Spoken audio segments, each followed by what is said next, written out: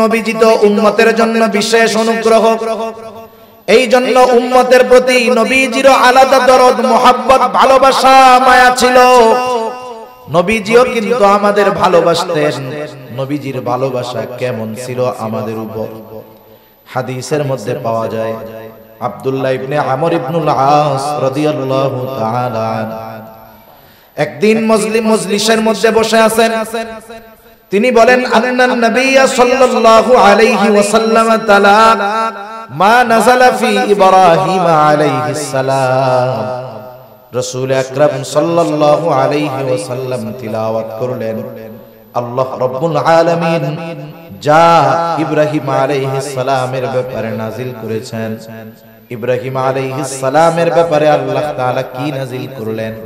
ইব্রাহিম আলাইহিস সালাম তার গুনাহগার উম্মতের জন্য আল্লাহ তাআলার কাছে দোয়া করেছে। ইব্রাহিম আলাইহিস সালাম গুনাহগার উম্মতের জন্য আল্লাহ তাআলার কাছে ক্ষমা প্রার্থনা করেছেন, দোয়া করেছেন। কারণ প্রত্যেকটা নবী তার উম্মতকে ভালোবাসে।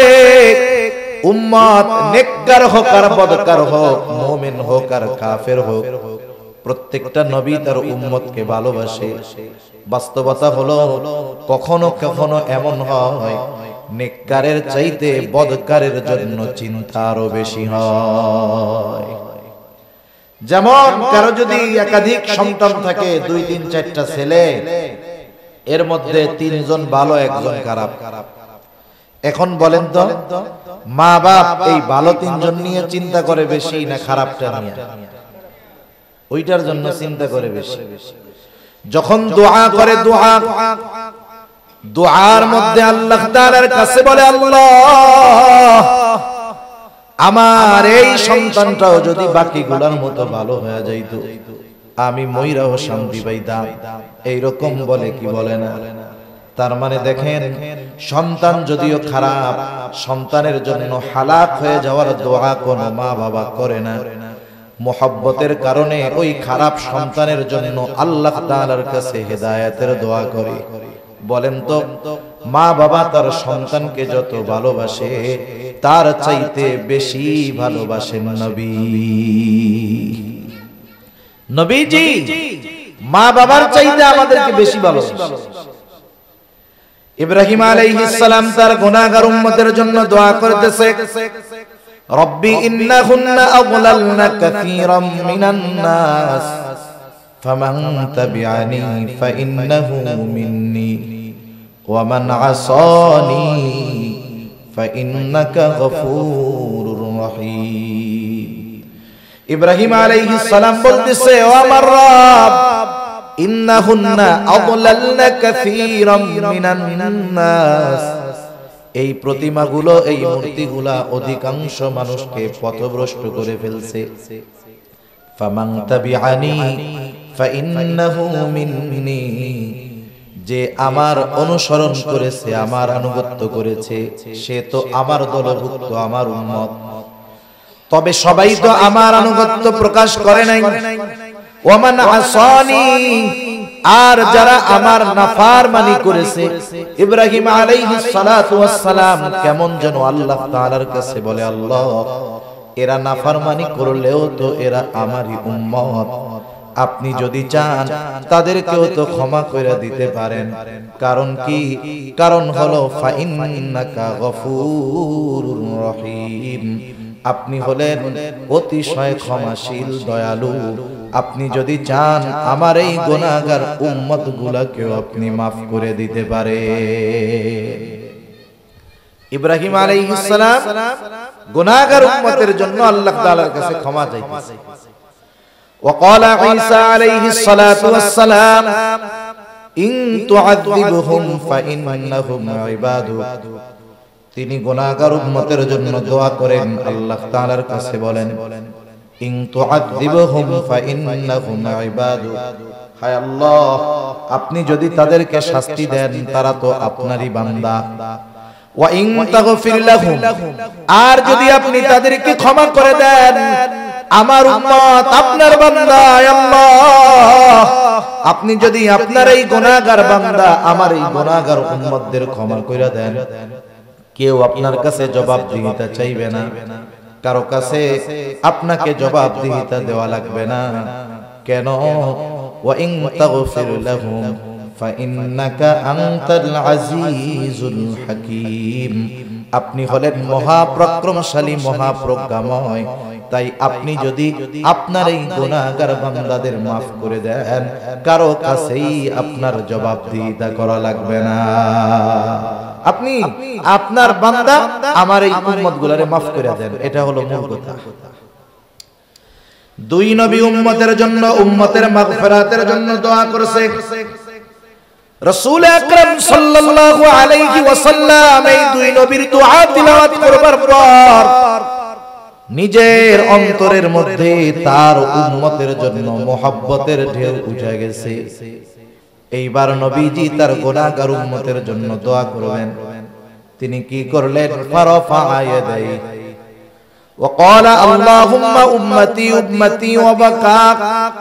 নবীজি হাত দুটো উঁচু করলেন, চোখ দিয়ে অঝর ঝরায় অশ্রু প্রবাহিত হইতেছে, আর মুখ দিয়ে শুধু বলতেছেন আল্লাহুম্মা উম্মতি উম্মতি, আয় আল্লাহ আমার উম্মত আমার উম্মত। আর কিছু নবীজি বলেন না। বলেন তো নবীজি যদিও এতটুকু বলতেছে, কিন্তু আসলে নবীজি কি বলতে চায় দুনিয়ার কেউ বুঝুক আর না বুঝুক, জানুক আর না জানুক, যিনি জানেন যিনি বোঝেন তিনি কে? আল্লাহ জানেন যে কি বলতে চায় আমার হাবিব। এরপরেও আল্লাহ সুবহানাহু ওয়া তাআলা তার হাবিবের জবানেই শুনতে চায় কি বলতে চায়।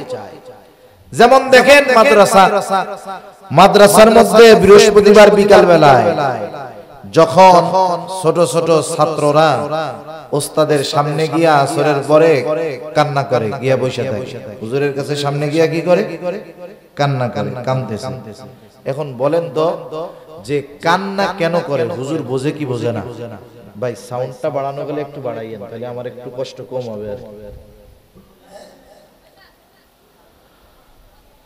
তাহলে দেখেন হুজুরের সামনে গিয়ে ছাত্র যখন কান্না করে, বলেন তো বৃহস্পতিবার আসরের পরে হুজুরের সামনে গিয়ে ছোট ছাত্র যখন কান্না করে, কিছুই বলা লাগবে না। কান্না করার কারণে হুজুর কি বুঝে বলেন? হ্যাঁ, কি বুঝে? সে ছুটি চায়, বাসায় যায়। হুজুর বুঝে কি? এরপরেও বলে কান্দো কেন, কান্না করো কেন? ও কিছু বলে না, ওর কান্না আরো বাড়ে। হুজুর বলে যতক্ষণ না তুমি বলবা কি জন্য কান্না করো কাজ হবে না। এবার কান্না করতে করতে হুজুর বাসায় যাও। এবার কি বলে হুজুর? যাও যাও, ছুটি, আগামী দিন আবার সন্ধ্যার আগে চলে আসবে।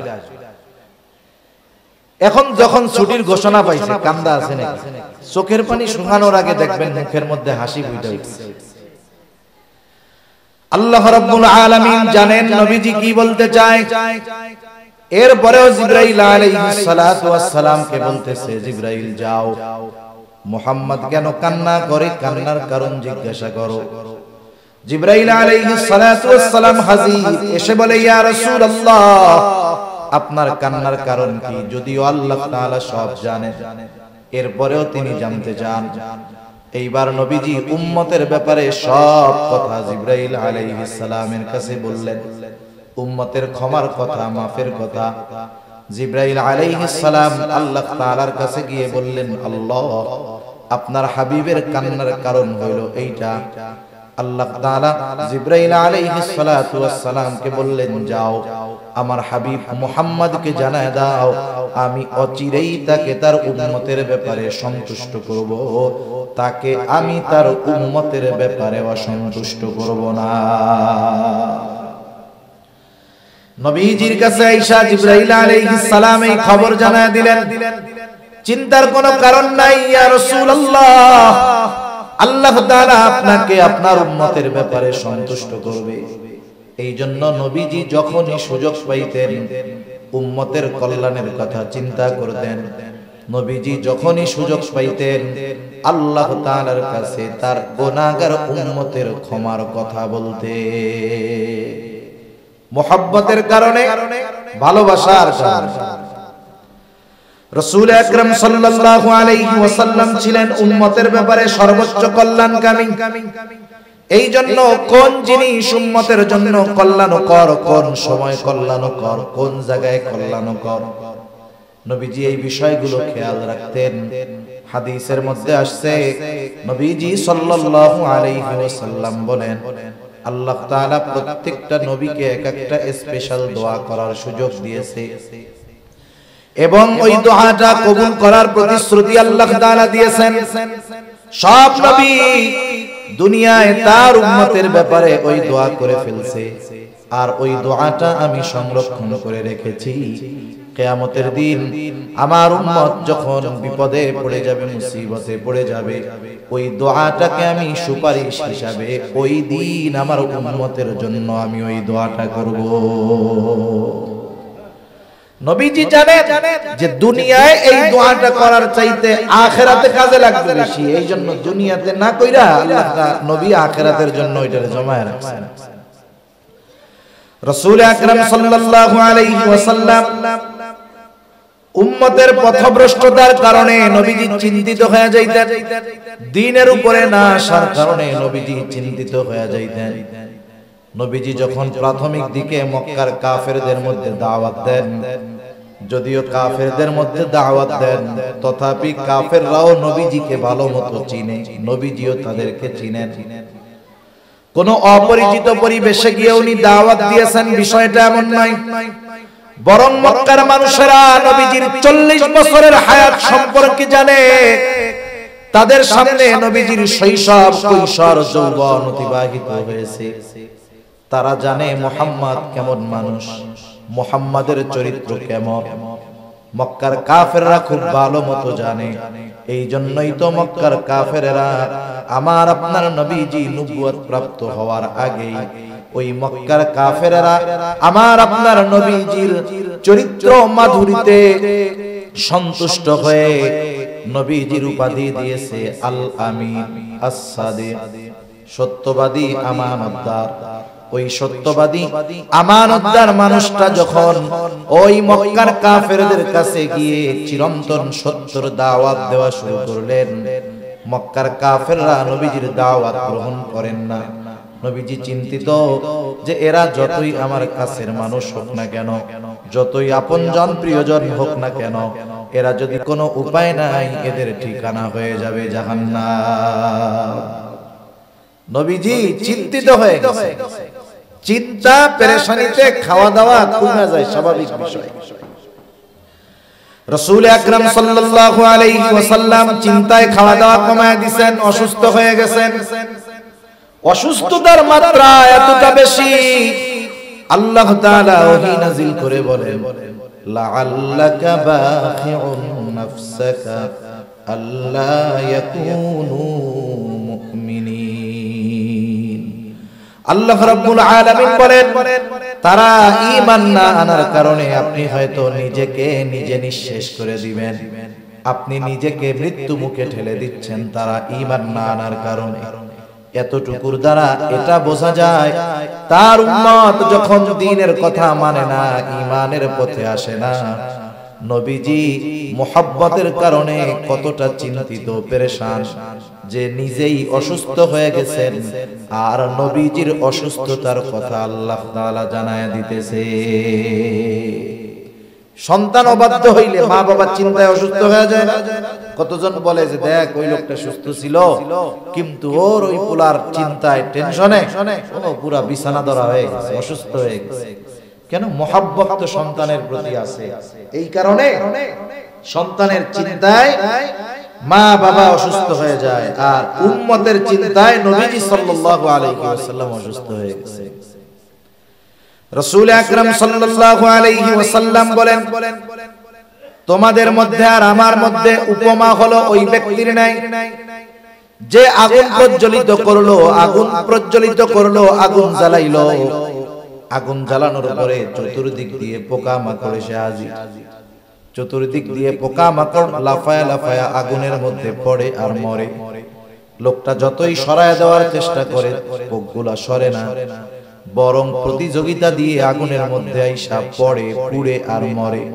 নবীজি বলেন, আমিও তোমাদের কোমর ধরে ধরে জাহান্নাম থেকে টেনে আনি, জাহান্নামের দিক থেকে টেনে আনি, কিন্তু তোমরা আমার হাত থেকে ছুটে পুনরায় জাহান্নামের দিকে ধাবিত হয়ে যাও।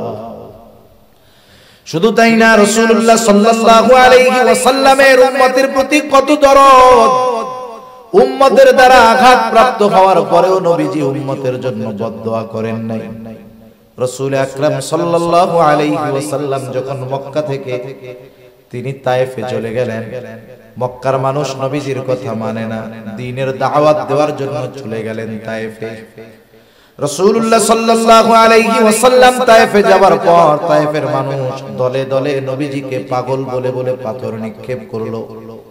নবীজির গায়ে যেই পাথর নিক্ষেপ করা হয়েছিল, পাথরগুলো ছোট না, বরং পাথরগুলো ছিল বড় বড় পাথর, সাথে সাথে পাথরগুলো ছিল ধারালো পাথর, যার কারণে পাথরের আঘাত নবীজির গায়ে লাগতো আর নবীজির গা ক্ষত বিক্ষত হয়ে যাইত। এত পরিমাণ পাথর নবীজির গায়ে লাগছে। আয়েশা সিদ্দিকা রাদিয়াল্লাহু তাআলা আনহা নবীজির গায়ে একদিন পাথরের দাগ উনি বুঝতে পারেন নাই। জিজ্ঞাসা করেন, ইয়া রাসূলুল্লাহ, আপনার গায়ে এইগুলো কিসের দাগ? কখনো কি বসন্ত হয়েছিল নাকি?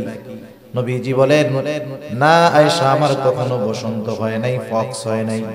তাইলে দাগগুলো কিসের?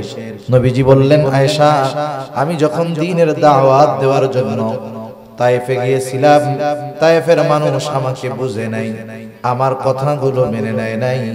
তারা আমাকে যেই পাথরগুলো নিক্ষেপ করেছিল, এই দাগগুলো হলো তাদের নিক্ষিপ্ত পাথরের দাগ, পাথরের আঘাতের দাগ। এর মানে কি বোঝা যায়?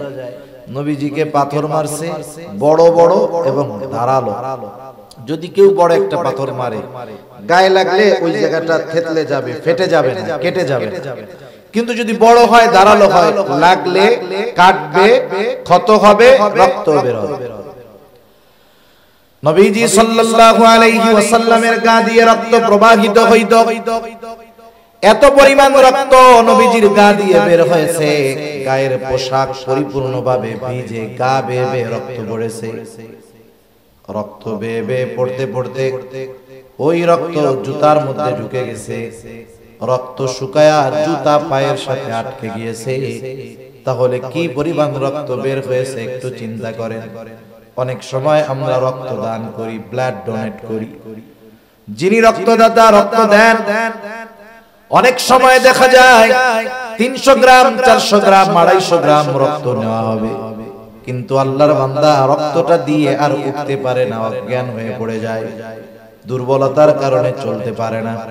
নবীজির গায়ে যখন আঘাত করা হতো, রক্ত প্রবাহিত করতো, নবীজি জমিনে পড়ে যাইতেন।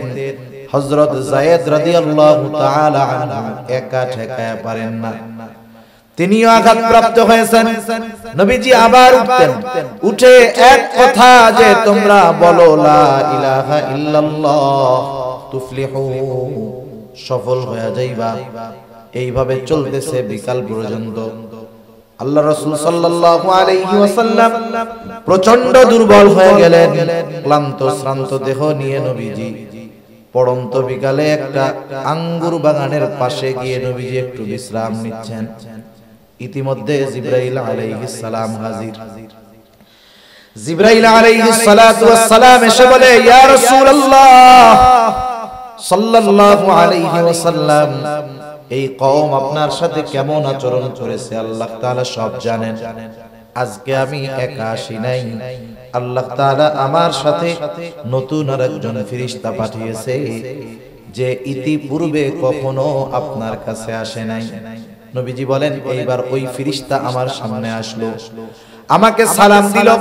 সালাম দেওয়ার পরে বলে, ইয়া রাসূলুল্লাহ, এই কওম আপনার সাথে কেমন আচরণ করেছে আপনার মালিক সব জানেন, সব দেখেছেন। ইয়া রাসূলুল্লাহ, আল্লাহ তাআলা আমাকে আপনার নিকটে পাঠিয়েছেন আপনার আদেশ পালন করার জন্য। আপনি যদি নির্দেশ দেন, এই অবাধ্য জাতিকে 2 পাহাড় দিয়ে এমন ভাবে পিষে দেওয়া হবে যে তারা পরিপূর্ণ নিশ্চিহ্ন হয়ে যাবে। এখানে যে একটা জনবসতি ছিল তার কোনো চিহ্ন অবশিষ্ট থাকবে না। আপনি যদি শুধু নির্দেশ দেন তাহলে হবে, রাসূল আকরাম সাল্লাল্লাহু আলাইহি ওয়াসাল্লাম এই সুযোগ পাওয়ার পরেও কি করছেন? আমরা হইলে কি করতাম? আমরা তো প্রতিশোধ পরায়ণ। আমরা কি বলেন না, প্রতিশোধ পরায়ণ। আমরা 20 বছর আগের ছোটখাটো বিষয়ের প্রতিশোধ নেওয়ার সুযোগ পাইলেও সেটা ছাড় দেই না। চিন্তা করি, এখন আমার খুব পাওয়ার, 20 বছর আগে ওই লোক আমার দিকে চোখ বড় করে তাকাইছিল, আজকে আমার পাওয়ার আছে, ওর চোখ দুইটাই উঠায় দিলাম। করে না এরকম? ছোট ছোট বিষয় নিয়ে বড় বড় প্রতিশোধ মানুষ নিয়ে বসতেছে, চিন্তাই করে। অথচ রাসূলুল্লাহ সাল্লাল্লাহু আলাইহি ওয়াসাল্লাম ক্ষমা পরায়ণ ছিলেন, প্রতিশোধ পরায়ণ নবীজি ছিলেন না। রাসূল আকরাম সাল্লাল্লাহু আলাইহি ওয়াসাল্লামের চিন্তাধারা ছিল সুদূর প্রসারী। যখন এই কথা ফেরেশতা বলছে, নবীজি আরাম করতেছিলেন, একটু উঠা বসলেন। কেমন যেন নবীজি বলতেছে, তুমি তো বলতেছো আদেশ দেন দুই পাহাড় একত্রিত কইরা ওদেরকে পিষে দেই, কিন্তু তোমার এই কথা আর আমি তো আল্লাহ তাআলার কাছে আশা করি ভিন্ন। নবীজি তখন বললেন, বাল আরজু আন ইয়াখরুজাল্লাহু মিন আসলাবিহিম মান ইয়াবুদুল্লাহ ওয়াহদাহু ওয়া লা ইউশরিকু বিহি শাইআ। নবীজি সাল্লাল্লাহু আলাইহি ওয়াসাল্লাম বললেন, বরং আমি তো আল্লাহ তাআলার কাছে এই আশা পোষণ করি যে আল্লাহ তাআলা এদের মধ্য থেকে এমন এক জাতি বের করবে, এমন এক প্রজন্ম বের করবে যারা এক আল্লাহর ইবাদত করবে, তার সাথে কারো শরীক করবে না। তুমি তো বলতেছো আদেশ দেন দুই পাহাড় মিশাইয়া পিষে দেই, আর আমি তো আশা করতেছি এদের অবস্থা যা হয় হোক, হয়তো আল্লাহ তাআলা এদের মধ্য থেকে এমন মানুষ বের করবে যে ওরা এক আল্লাহর ইবাদত করবে, কারো সাথে শরীক করবে না। নবীজি সাল্লাল্লাহু আলাইহি ওয়াসাল্লামের কিয়ামত পর্যন্ত যত উম্মত আসবে তাদের প্রতি ভালোবাসার নিদর্শন নবীজি রেখে গেছেন। রাসূলুল্লাহ সাল্লাল্লাহু আলাইহি ওয়াসাল্লাম একদিন সাহাবায়ে কেরামের সাথে পথ চলতেছিলেন। হঠাৎ করে নবীজি বলেন, আমার ভাইদেরকে দেখতে মন চায়। সাহাবায়ে কেরাম বলে, ইয়া রাসূলুল্লাহ, আমরা কি আপনার ভাই নই? নবীজি বললেন, তোমরা আমার সাহাবী, তাহলে আপনার ভাই কারা? নবীজি বললেন, আমার ভাই হলো তারা যারা আমার পরে আমাকে না দেখে আমার উপরে ঈমান আনবে, তারা হলো আমার ভাই। এর দ্বারা নবীজি কিয়ামত পর্যন্ত যত মুমিন আসবে সব উম্মতের প্রতি দরদ, মুহাব্বত, ভালোবাসার চিহ্ন নবীজি রেখে গেছেন। সুবহানাল্লাহ। নবীজির প্রতি উম্মতের প্রতি নবীজির দরদ কত বেশি, বলতে গেলে আরো অনেক লম্বা সময় চলে যাবে। দেখেন, এই দরদ, এই মায়া, এই ভালোবাসা, এটা যে শুধু দুনিয়ায় তা না, পরকালেও নবীজি আমাদের সবচেয়ে বেশি ভালোবাসবে। সুবহানাল্লাহ। কিয়ামতের দিন, যেই দিন দুনিয়ার কোন আপনজন প্রিয়জন আমার আপনার পরিচয়কে স্বীকার করতে চাইবে না, কিয়ামতের দিন ওই মুসিবতের সময় নিজের মা তার সন্তানকে চিনবে না, বাবা তার সন্তানকে চিনবে না, স্বামী স্ত্রীকে, স্ত্রী স্বামীকে চিনবে না। আল্লাহ তাআলা কোরআনুল কারীমের মধ্যে সেই অবস্থার কথা বর্ণনা করে বলেন, ইয়াউমা ইয়াফিরুল মারউ মিন আখিহি ওয়া উম্মিহি ওয়া আবিহি ওয়া সাহিবাতিহি ওয়া বানিহি। আল্লাহ তাআলা বলেন, কিয়ামতের দিন ভাই ভাইয়ের থেকে পলায়ন করবে, ওয়া উম্মিহি ওয়া আবিহি, পিতামাতা থেকে পলায়ন করবে, ওয়া সাহিবাতিহি ওয়া বানিহি, স্ত্রী সন্তানদের থেকে পলায়ন করবে। কেউ কারো সামনে যাইতে চাবে না, কেউ কারো সাথে দেখা হোক এটাও চাইবে না। বরং মানুষ তো এমনও কথা কিয়ামতের দিন আল্লাহ তাআলার কাছে বলবে, আল্লাহ, আপনি দুনিয়ার সব মানুষকে জাহান্নামে দিয়ে হলেও আমাকে আপনি মাফ করে জান্নাত দিয়ে দেন। ওই দিন মা সন্তানকে চিনবে না, অথচ দুনিয়ায় মা সন্তানকে বেশি ভালোবাসে কি বাসে না? কথা বলেন না কেন? বাসে নাকি আপনাদের মা ভালোবাসে না আপনাদের? ওই দিন মা দুনিয়ায় যত ভালোবাসুক, মা সন্তানের পরিচয়কে অস্বীকার করে। কিন্তু রাসূলুল্লাহ সাল্লাল্লাহু আলাইহি ওয়াসাল্লাম ওই মুসিবতের দিন উম্মতকে বলবেন না। নবীজি ওই দিন নিজের চিন্তায় চিন্তিত থাকবেন না, নবীজি তার উম্মতের চিন্তায় বিভোর থাকবেন। হাদিসের মধ্যে আসছে নবীজি একবার দৌড়ে চলে যাবেন পুলসিরাতের কাছে। না জানি তার কোন উম্মত পুলসিরাত পাড়ি দিতে গিয়ে ব্যর্থ হয়ে যায়, আবার দৌড়ে চলে যাবেন নবীজি হাউজে কাউসারের কাছে। না জানি কোন উম্মত পানি পান থেকে মাহরুম হয়ে যায়, আবার দৌড়ায় চলে যাবেন মিজানের কাছে। না জানি তার কোন উম্মত ওজনের সময় ধরা পড়ে যায়, আবার দৌড়ায় চলে যাবেন জাহান্নামের কাছে। না জানি তার কোন উম্মতকে জাহান্নামে দিয়ে দেওয়া হয়, আবার যখন উম্মতের জন্য কোন সুপারিশের দরকার হবে, নবীজি আল্লাহর কুদরতি কদমে সিজদায় পড়ে যাবে। এভাবে চলতে থাকবে। সব নবী জান্নাত অভিমুখে রওনা হয়ে যাবে, জান্নাতের দোরগোড়ায় পৌঁছায়া যাবে। দেখবে জান্নাতের দরজা বন্ধ, খোলা হয় না। জিজ্ঞাসা করা হবে, কি ব্যাপার, জান্নাতের দরজা খোলো না কেন? জান্নাতের পাহারাদারেরা জবাব দিবে, যিনি আসলে জান্নাতের দরজা খোলা হবে তিনি এখনো আসেন নাই। তিনি কে? তিনি কোথায় আছেন? জবাবে বলা হবে, তিনি হলেন মুহাম্মাদুর রাসূলুল্লাহ সাল্লাল্লাহু আলাইহি ওয়াসাল্লাম। তিনি না আসা পর্যন্ত জান্নাতের দরজা খোলা হবে না। কোথায় তিনি? তিনি এখনো হাসরের ময়দানে উম্মতের চিন্তায় বিভোর। যতক্ষণ না আল্লাহ তাআলার কাছ থেকে তার ওই উম্মত যার যাররা পরিমাণ ঈমান ছিল তার ব্যাপারেও যতক্ষণ না আল্লাহ তাআলার কাছ থেকে জান্নাতের নিশ্চয়তা নবীজি পাবেন, ততক্ষণ পর্যন্ত নবী নিজে জান্নাতে প্রবেশ করবে না। আমরা ওই নবীর উম্মত, যেই নবীর আমাদের প্রতি এত ভালোবাসা, এ ভালোবাসার গভীরতা কত বেশি যে উম্মতের প্রতি নবীজির ভালোবাসার স্বয়ং সাক্ষ্য দিয়েছেন আল্লাহ। কে দিয়েছেন বলেন? অনেক সময় সাক্ষীকে এর উপরে কথাটাকে গ্রহণ করা হয়। মনে করেন একজন একটা কথা বলতেছে, ভাই এই কাজটা আমি করেছি, এখন বলে না তুমি যে করছো তোমার সাক্ষীকে, অথবা করো নাই তোমার সাক্ষীকে।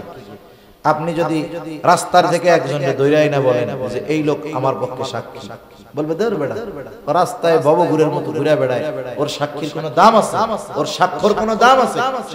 ওরে যদি আরো সাক্ষী হিসাবে উপস্থাপন করো, তোমার কথা যাও বিশ্বাস করতো তাও আর কেউ বিশ্বাস করবে না।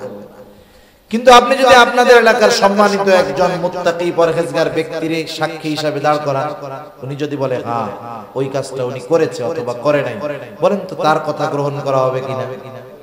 এ সাক্ষীর সাক্ষ্য বিশ্বাস করা হবে।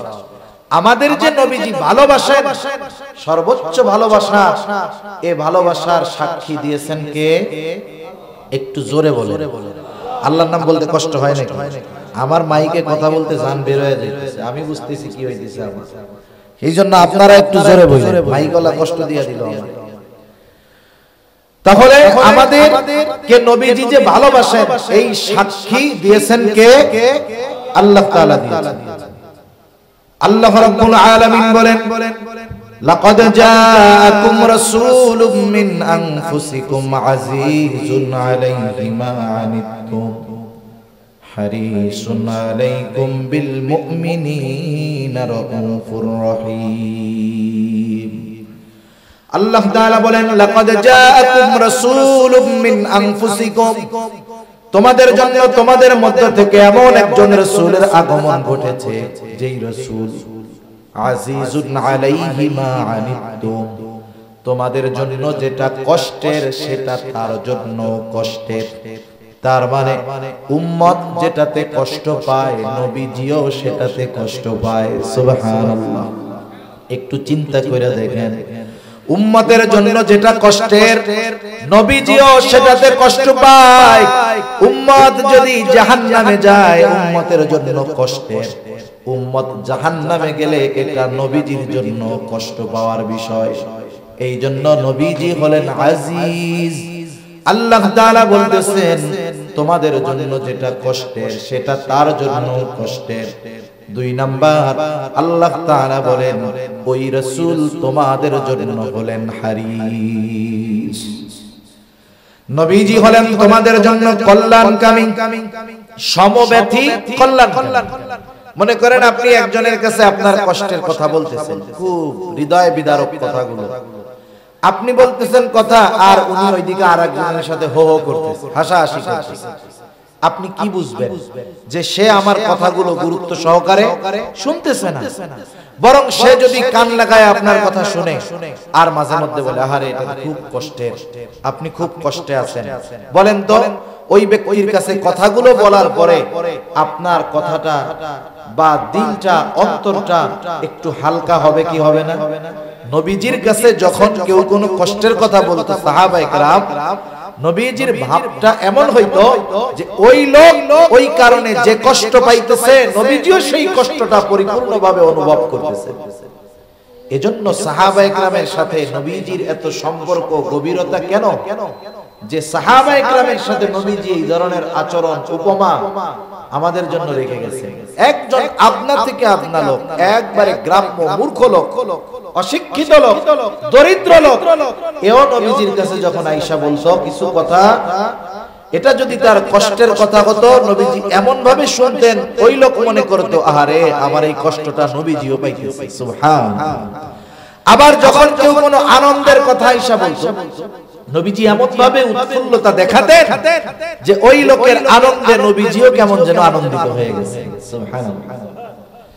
এজন্য নবীজি ছিলেন সমব্যথী, উম্মতের জন্য কল্যাণকামী, আর মুমিনদের জন্য বিশেষ করে বিল মুমিনিনা রাউফুর রহিম। মুমিনদের জন্য নবীজি হলেন রাউফ, মুমিনদের জন্য নবীজি হলেন রহিম, রাউফুর রহিম। আল্লাহ তাআলার গুণবাচক নামগুলোর মধ্যে থেকে অন্যতম 2টা গুণবাচক নাম। দুনিয়ার কোন মাখলুক রাউফ হতে পারে না, দুনিয়ার কোন মাখলুক রহিম হতে পারে না, কিন্তু আল্লাহ তাআলা আমার আপনার প্রতি, উম্মতের প্রতি নবীজির কত দরদ, এই দরদের বিষয়টা বোঝাতে গিয়ে আল্লাহ তাআলা নিজের শানে যেই শব্দ, ওই শব্দটা আল্লাহ তাআলা তার হাবিবের শানে ব্যবহার করেছে। আল্লাহ তাআলা বলতেছে শোনো, এমন রাসূল যেই রাসূল মুমিনদের জন্য রাউফ, অতি সদয় পরম দয়ালু মুমিনদের জন্য। এই কথার দ্বারা কি বোঝা যায়? মুমিন যে তার উম্মতকে কত মহব্বত করেন, ভালোবাসেন, এই ভালোবাসা দুনিয়ার কোন ক্যালকুলেটর দিয়ে হিসাব করা যাবে না। এই ভালোবাসা কত গভীর, কত বেশি, এই ভালোবাসার স্বয়ং সাক্ষী দিলেন কে? এর দ্বারা একথা সুস্পষ্ট যে নবীজি আমাদেরকে কল্পনাতীত ভালোবাসেন। এখন স্বাভাবিক মানুষের যুক্তি কি বলে যে আমাকে ভালোবাসবে, তার প্রতি ভালোবাসা থাকার দরকার আছে না নাই? উনি আমাদেরকে ভালোবাসেন, এটা তো বড় এক নিয়ামত, শুকরিয়া আদায় করার দরকার। মাল্লাম ইয়াশকুরিন নাস ফালাম ইয়াশকুরিল্লাহ। যে মানুষের কৃতজ্ঞতা প্রকাশ করে না সে আল্লাহরও কৃতজ্ঞতা প্রকাশ করে না। এখন আমাদের কাজ কি? নবীজিকে ভালোবাসা, ঠিক না বলেন? নবীজি মা বাবার চাইতে বেশি ভালোবাসে না কম ভালোবাসে? তাইলে নবীজিকে আমাদের কি মা বাবার চাইতে বেশি ভালোবাসতে হবে না কম ভালোবাসতে হবে? বলেন তো, আমরা আমাদের নিয়ে যত চিন্তিত তার চাইতে নবীজি বেশি চিন্তিত না কম চিন্তিত? এটা মনে রাখেন, আমরা আমাদের ব্যাপারে যত চিন্তিত, আমরা নিজের ব্যাপারে যত চিন্তিত, তার চাইতে নবীজি আমাদের ব্যাপারে বেশি চিন্তিত। সুবহানাল্লাহ। এখন সেই নবীর প্রতি আমাদের জীবনের চাইতে বেশি ভালোবাসা থাকার দরকার আছে না নাই? আরে মা বাবার প্রতি ভালোবাসা আপ ডাউন হওয়ার সুযোগ আছে। মা বাবার প্রতি ভালোবাসা বাড়বে, কিন্তু মা বাবা যদি আল্লাহর নাফরমানি করে ভালোবাসা কমবে। যদি প্রয়োজনে বাবার বিরুদ্ধে অস্ত্র ধারণ করতে হয় দ্বীনের কারণে, অস্ত্র ধারণ করতে হবে। সাহাবায়ে কেরাম দেখায় গেছে, ঠিক কিনা বলেন? উপমা উদাহরণ আছে, বুড়ি বুড়ি ঘটনা আছে, বলার সুযোগ নাই। মোট কথা হলো, কিন্তু নবীর প্রতি ভালোবাসা ডাউন হওয়ার কোনো সুযোগ নাই। এটা শুধু কি হতে হবে? আপ হতে হবে, মাইনাস হওয়ার কোনো সুযোগ নাই। ওয়ে নাই, একটাই পথ, নবীজিকে ভালোবাসতেই হবে। কারণ নবীজির ভালোবাসার সম্পৃক্ততা ঈমানের সাথে। কিসের সাথে বলেন? ঈমানের সাথে। ভালোবাসার সাথে ঈমানের সংযোগ, এজন্য এই ভালোবাসা কমানোর সুযোগ নাই। এই কথা নবীজিও বলেন, লা ইউমিনু আহাদুকুম হাত্তা আকুনা আহাব্বা ইলাইহি মিন ওয়ালিদিহি ওয়া ওয়ালাদিহি ওয়ান নাসি আজমাইন। নবীজি বলেন, তোমাদের মধ্যে কেউ ততক্ষণ পর্যন্ত মুমিন হতে পারবে না যতক্ষণ না সে তার সন্তান সন্ততি পিতা মাতা এক কথা সকলের চাইতে আমি নবীকে বেশি ভালো না বাসবে। তাহলে মুমিন যদি হতে হয়, এক কথায় সকলের চাইতে, নিজের জীবনের চাইতেও নবীজিকে বেশি ভালোবাসতে হবে। এখন নবীজিকে তো আমরা সামনে পাই নাই, সাহাবায়ে কেরাম নবীজিকে সামনে পেয়েছেন বিদায় ভালোবাসার উপমা রেখে গিয়েছেন। আবু বকর সিদ্দিক নবীজির কথায়, নবীজির ভালোবাসায় নিজের ঘরের সব সম্পদ আইনা নবীজির কাছে পেশ করেছেন। হযরত তালহা উহুদের ময়দানে নবীজি যখন গর্তের মধ্যে পড়ে গিয়েছে, নবীজি মাথা উঠায়, উপর দিয়ে তীর যায়, বর্ষা যায়। হযরত তালহা নিজের বুকটাকে নবীজির জন্য ঢাল বানায় দিয়েছে। কিন্তু আমরা তো নবীজিকে সামনে পাই নাই, তাহলে নবীজিকে সর্বোচ্চ ভালোবাসার উপমা আমরা কেমনে দেখাবো? কেমনে দেখাবো এই বিষয়টাও নবীজি আমাদের জানায় গিয়েছে। নবীজিকে ভালোবাসার পদ্ধতি নবীজি বলে দিয়েছেন। সেই জন্য আমরা নিজেরা যদি পদ্ধতি বানাই, ওই পদ্ধতি গ্রহণযোগ্য হবে না। নবীজিকে ভালোবাসার পদ্ধতি নবীজি জানায় দিয়া বলেন, মান আহাব্বা সুন্নতি ফাকাদ আহাব্বানি ওয়া মান আহাব্বানি কানা মাই ফিল জান্নাহ। নবীজি বলেন, যে আমার সুন্নাতকে ভালোবাসলো সে আমি নবীকে ভালোবাসলো, আমি নবীকে যে ভালোবাসলো সে আমি নবীর সাথে জান্নাতে অবস্থান করবে। আমরা নবীর সাথে জান্নাতে থাকতে চাই না? চাই। কে না চায়? সাহাবায়ে কেরাম যখন শুনছেন যে যাকে ভালোবাসে তার সাথে অবস্থান করবে, এর চাইতে বেশি খুশি ওনারা আর হন নাই। এই কথা শুনে হযরত আনাস রাদিয়াল্লাহু তাআলা আনহু থেকে বর্ণিত, এক গ্রাম্য সাহাবী আয়েশা নবীজিকে প্রশ্ন করছে, মাতাসসাহ। তার প্রশ্নের ভাবে নবীজি তার প্রশ্নের জবাব না দিয়ে উল্টা তাকে প্রশ্ন করছে, মা আ'দাত লাহা। তুমি যে কিয়ামতের জন্য অপেক্ষা করতেছো, কিয়ামত কখন আসবে বলতেছো, তুমি কিয়ামতের জন্য কি প্রস্তুতি নিয়েছো? লোকটা গ্রাম্য মানুষ, সহজ সরল উত্তর, আমি আল্লাহ এবং তার রাসূলকে ভালোবাসি। নবীজি দেখলেন এই লোকের কথার জবাবের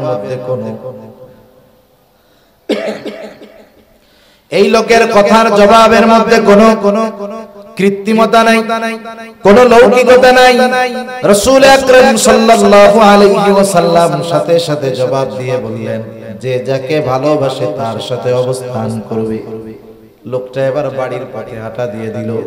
হযরত আনাস রাদিয়াল্লাহু তাআলা আনহু বলেন, ইসলাম গ্রহণের পরে আমরা এতটা খুশি হই নাই যতটা খুশি নবীজির মুখে এই কথা শুনে হয়েছি। তিনি বলেন, আমি আল্লাহ এবং তার রাসূলকে ভালোবাসি। আমি আবু বকর ওমর রাদিয়াল্লাহু তাআলা আনহুমাকে ভালোবাসি। যদিও তাদের মতো আমল করতে পারি নাই, তবে আমি এই ব্যাপারে আশা করি জান্নাতে আমি রাসূলুল্লাহ সাল্লাল্লাহু আলাইহি ওয়াসাল্লাম, আবু বকর এবং ওমর রাদিয়াল্লাহু তাআলা আনহুমার সঙ্গী হতে পারবো। ভালোবাসার কারণে। কিসের কারণে? ভালোবাসা। এখন নবীর সাথে যে জান্নাতে গিয়ে থাকতে হবে, থাকতে হলে তো জান্নাতে যাওয়া লাগবে নাকি? জান্নাতে না গেলে তো আর সাথে থাকা যাবে না। এখন জান্নাতে যাওয়ার সহজ পথ নবীজি বলে দিয়েছেন, নবীজি সাল্লাল্লাহু আলাইহি ওয়াসাল্লাম বলেন কুল্লু উম্মতি ইয়াদখুলুনাল জান্নাতা ইল্লা মান আবা কিলা মান আবা ইয়া রাসূলুল্লাহ। নবীজি বলেন আমার সব উম্মত জান্নাতে প্রবেশ করবে আবা উম্মত ছাড়া। প্রশ্ন করা হলো আবা উম্মত কারা? নবীজি বললেন মান আতাআনি দাখালাল জান্নাহ ওয়া মান আসানি ফাকাদ আবা। যে আমার আনুগত্য করবে সে জান্নাতে প্রবেশ করবে, আর যে আমার আনুগত্য করবে না সে আবা উম্মত, সে জাহান্নামে যাবে।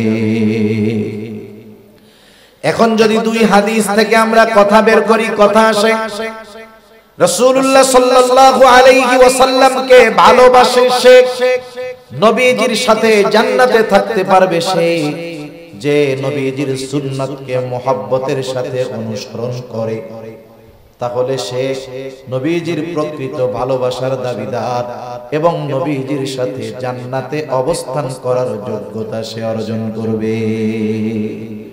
তাহলে নবীজির সুন্নাতকে মুহাব্বতের সাথে অনুসরণ করা ছাড়া নবীজিকেও ভালোবাসা হয় না, নবীজির সাথে জান্নাতেও থাকা যাবে না। এটাই বাস্তব।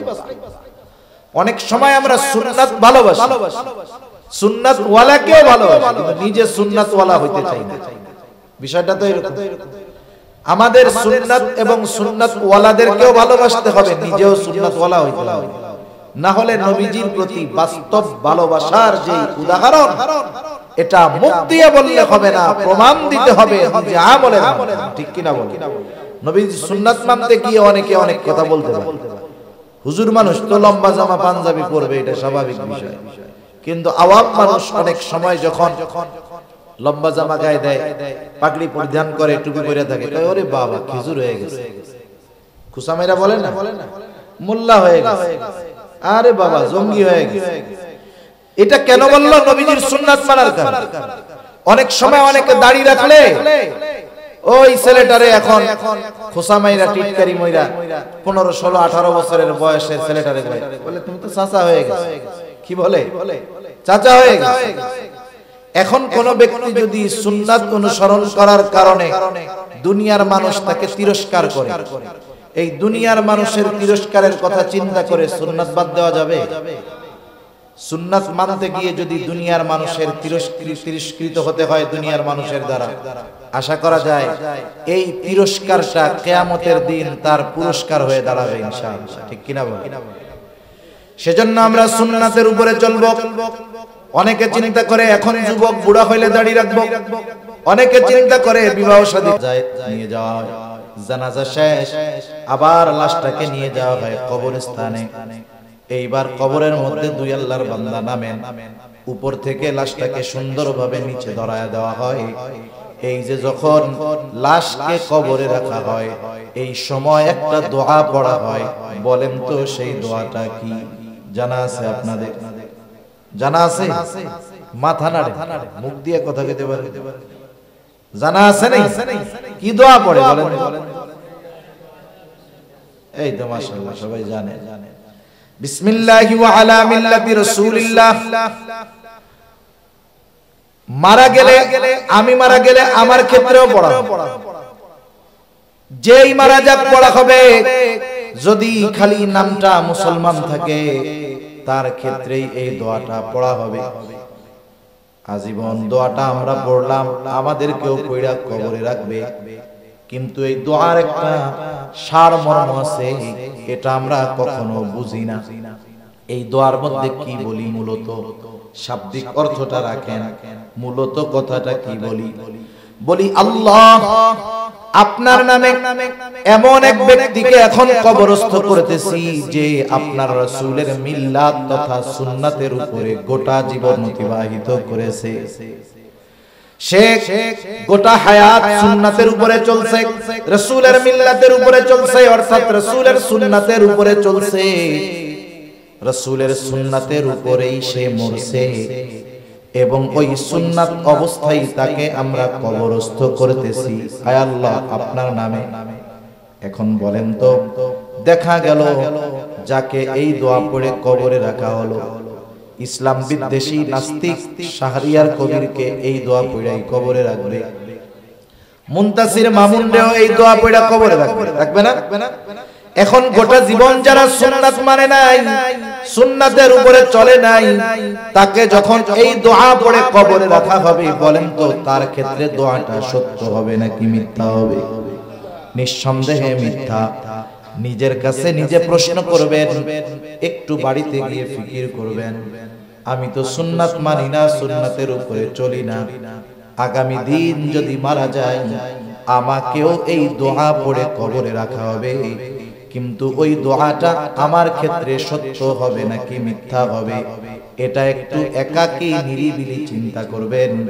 যদি বাস্তবে কথার সাথে তার সূরাতের মিল হয় তাহলে তো কামিয়াব, আর যদি কথার সাথে সূরাতের মিল না হয় তাহলে অনন্তকালের ওই দীর্ঘ সফর শুরু হবে তার মিথ্যা দিয়ে, ঠিক কিনা? এজন্য আমরা নবীজির ভালোবাসা সুন্নাত অনুসরণের মাধ্যমে প্রমাণ দিব ইনশাআল্লাহ। আল্লাহ সুবহানাহু ওয়া তাআলা আমাদের সবাইকে যথাযথভাবে সুন্নাতের অনুসারী হওয়ার তৌফিক আল্লাহ তাআলা দান করুন, সকলে বলি আমিন। আল্লাহ তাআলা আমাদের হৃদয়কে আল্লাহ এবং তার রাসূলের মুহাব্বত দিয়ে ভরপুর করে দিন, সকলে বলি আমিন। ওয়া আখিরু দাওয়ানা আনিল হামদুলিল্লাহি রাব্বিল আলামিন। আসসালামু আলাইকুম ওয়া রাহমাতুল্লাহি ওয়া বারাকাতুহু।